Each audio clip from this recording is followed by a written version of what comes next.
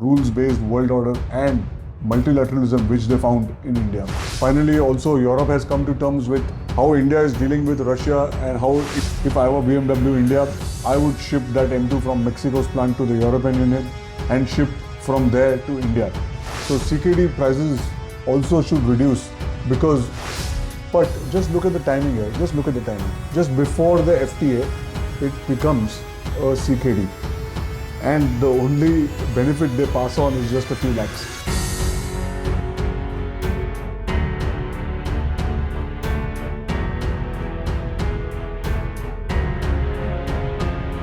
So in this video, we're going to discuss that why the India-EU FTA happened, the geopolitics behind that.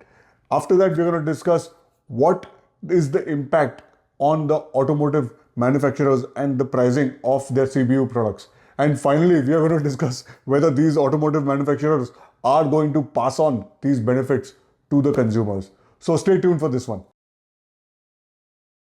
Trump not respecting any nation's sovereignty, particularly their allies, the way he's treating Greenland. So that really alarmed the European Union, and they wanted to be, associated with the entire rules-based world order and multilateralism which they found in India. So as we've discussed, USA, another factor we cannot ignore is China. So this move is also to counter China's economic dominance. So EU wanted to de-risk itself, decouple from China, and India is definitely a partner which they could not have missed out on. And as I said, this deal was being worked out since 2007, and finally they accelerated it, and these were the factors. And we have to also discuss the Russia factor.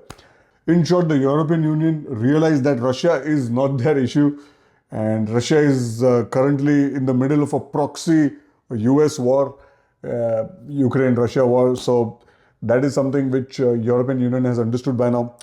European Union also understands that China may not be a large problem, but the real problem European Union finally realized is the USA and how it can evade a bulldozing attitude of the Trump 2.0 regime. So this was a strategic move by European Union to counter America's overall strategic dominance which it portrays over the European Union. And what India gains is a new market, considering the US trade deal is taking its own sweet time. With India, they can have a stable partner. Unnecessary power politics is avoided in India on a global level. It does not have aggressive geopolitical ambitions, and it always has maintained in the past few years its strategic autonomy. Finally, also Europe has come to terms with how India is dealing with Russia and how India is being friendly with Russia. It's its own problem, and Europe does not need to comment on that. So in return, Europe gets clean energy, green energy, defense deals are there where source codes have to be shared. So India is trustworthy, a good trustworthy partner to have when you see German and French equipment being manufactured in India. So overall, it's a win-win. So India has agreed to lower its import duty on completely built units, which are direct imports, from 70 to 110% to 40%, and it will eventually drop to up to 10% over the span of 5 years. And a lot of questions were there whether electric vehicles are included or not. So no, electric vehicles are not included.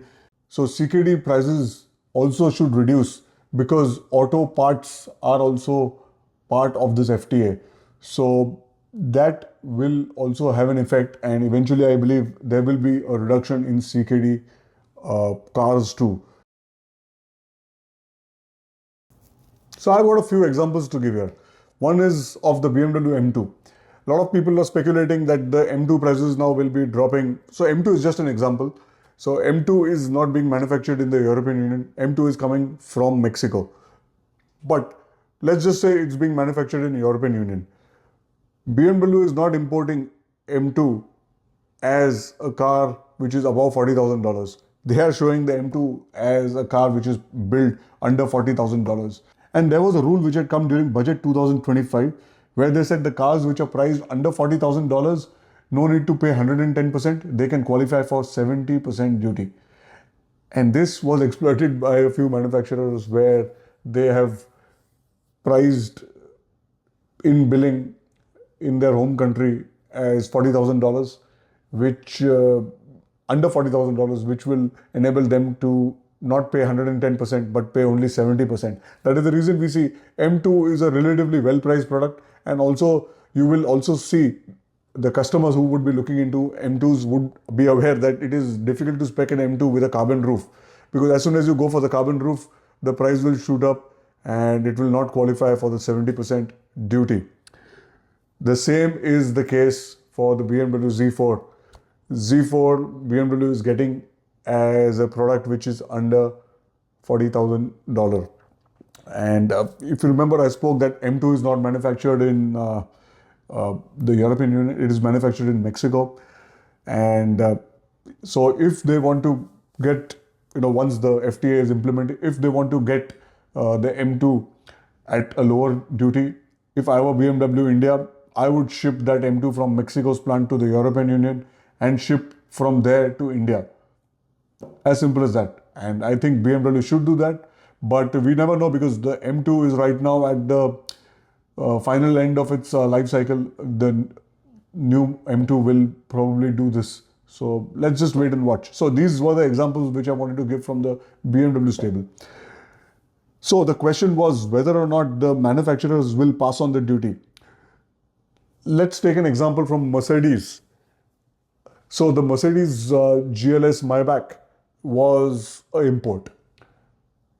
But just look at the timing here. Just look at the timing. Just before the FTA, it becomes a CKD. And the only benefit they pass on is just a few lakhs. And this is a very strange phenomenon. I appreciate any company, every company being profit oriented. But I'll give you another example of the UK FTA, where there was the Range Rover models, the Range Rover Sport, as well as the Range Rover Autobiography and the long wheelbase versions. They turned CKDs just before the UK FTA. So it's very good timing, very good cooperation, or whatever it is, maybe good information. But they know that these cars are selling at whatever prices. There is a good amount of waiting list. So why do we need to pass on that level of benefit? Let's just get them here as a part of CKD and not pass the bulk of benefits once the FTA is signed. So I think this is good for India that they got manufactured in India. So we may not see a substantial reduction in certain products, but the products which are not doing good, like some Audis which are not doing good, like the Q8s and the Q7s, or maybe like the VW Golf GTI. So there I see a substantial reduction being given, because there the sales are not anyway as much as the Mercedes and the BMW sales, and they might be very aggressive when it comes to passing on the you can say benefit and chasing those numbers. So for example, M340i is already a complete knockdown unit and being assembled in India. So the closest competitor is the S5. So S5 is an import. So they can definitely pass on the best benefit and probably price the S5 under the M340i or maybe around the M340i, because the S5 is currently overpriced, being an import. Or maybe they can get the RS3 and just go all out against the M340i, or maybe around that. Porsche, for example, will and should pass on a good amount of benefit, because their major market, China, has not really performed well, because they really went in for the electric game in China, and China is on another level when it comes to the EV and the battery electric vehicle space. So we love Porsche's internal combustion engines, and that is what we will get advantage of. That is what we should. And so yes, largely I would say that auto manufacturers are very, very, very smart. They may give reasons that there are some operational cost. That is the reason only this amount of benefit is being passed on. They might say, okay, over the years we have been probably making less profit or maybe absorbing the GST or absorbing the import duties and have priced it always well and being consuming all that and giving the benefit to the consumer. Now we are getting to save some money, so we will pass on only this amount of reduction. They can say that too. Or some manufacturers which are struggling with sales, they can give a good pass on of the benefit to the end consumer. But this all will happen only after the implementation, which will be known very soon because there is no official date yet. So till we don't know that, let's just hope and speculate good things to happen for the Indian automotive enthusiast shopping in the top of the line luxury CBU import space. And on that note, thank you for watching and I will see you in the next one.